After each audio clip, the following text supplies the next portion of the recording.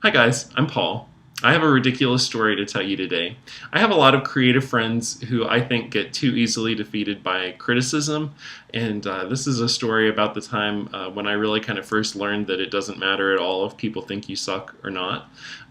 This about 10 years ago, I had just come out of the closet not long before, and there was a Shania Twain concert happening in town. On the radio, I heard where they were holding this contest for men to show up to the concert dressed as women, and they would pick the winner by crowd applause, and then that person would get front row seats and backstage passes to meet Shania. At that time, I was looking for any excuse to dress in drag, even though I absolutely look hideous as a woman.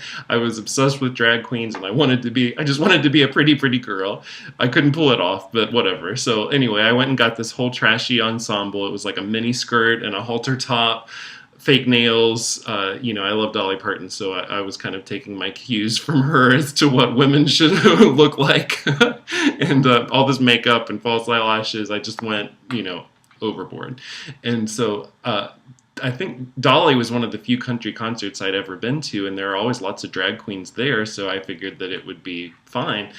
So I show up anyway at this venue. It was sold out arena, and it was only me and one other guy who were entering the contest, and the other guy, his costume was jeans, a flannel shirt, no makeup or anything, and then in just like this cheap plastic wig. And I looked at him and I thought, oh my God, I have got this in the bag. I'm gonna win. So they introduced the contest before the concert and filed us each out to like show off our look for the crowd. And the other guy went first, and he walked out, and people clapped. And I just remember standing in the wings thinking, oh, this is my moment, because if they like that, wait till they get a load of, all of this. So he walked off the stage, and then I went prancing out in my outfit. He had just kind of walked out and stood there in the middle, but I decided to really camp it up. So I kind of strutted out, did a whole little, dance routine across the stage and walked around and waved and blew kisses. A sold out arena, you could have heard a pin drop in there. It was dead silence. To say that I bombed was an understatement, because it was just not the crowd that was interested in seeing a guy who actually seemed to enjoy dressing in drag. So it was like, I'm walking around. I remember just standing there and like walking back and forth and waving and camping it up and realizing, oh my God, they hate me. And then even my one friend who I dragged with me to this was like, I kind of saw her over in one spot, and she couldn't even bring herself to clap because it was just too humiliating.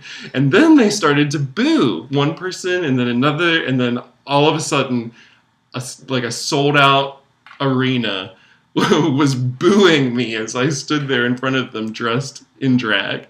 I will never forget that moment. It was so humiliating. It was such the opposite of what I thought was going to happen.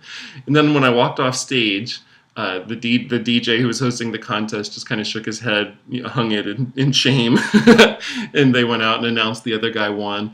And out of sympathy, he said, well, we can give you some tickets to the concert too, because I was so sure I was going to win. I hadn't even bought tickets, and so they gave us these seats in the balcony. And he said, and then you can go back into this little room and change, into your regular clothes.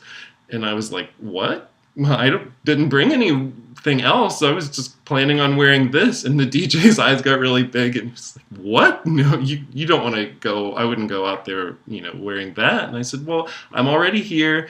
Give me the tickets. I'm going to do it.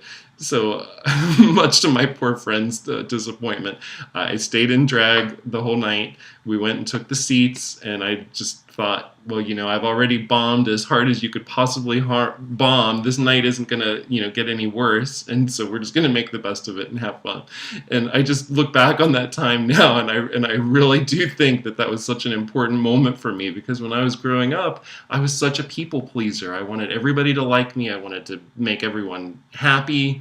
And if I thought somebody disapproved or didn't like something that I had done, it was devastating to me. And so I just want to thank Shania Twain and all 20,000 people or however many of you were there who booed me on that fateful night, because I really do think it helped make me who I am today. And it helped me just realize that it doesn't matter if people disapprove or don't like you for some reason.